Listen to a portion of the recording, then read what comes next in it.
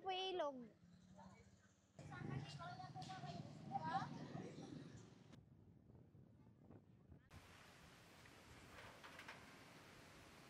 Yung kalahati po nung taas ng bubong nasira. Tas binaha pa po kami. Nakaka-stress, madam. Kahit gusto kong umiyak.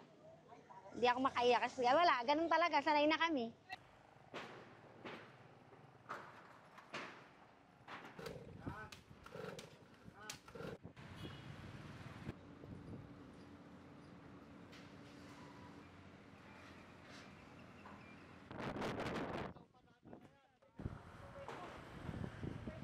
Ka ba, takot, ganun, dahil sa lakas ng hangin, mugong, tapos panay ang kalampag ng mga yero, ganun.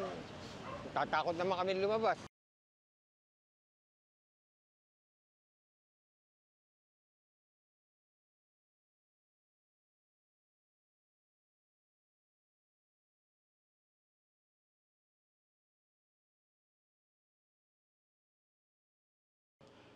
Meron tayong 5 overflow bridges dito na talagang nag-overflow.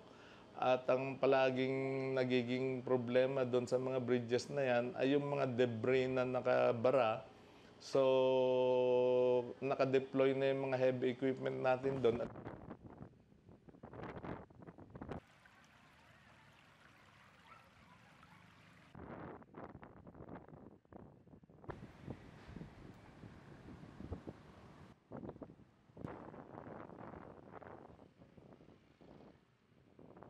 Jelajahi cara baru mendapatkan informasi. Download Metro TV Extend sekarang.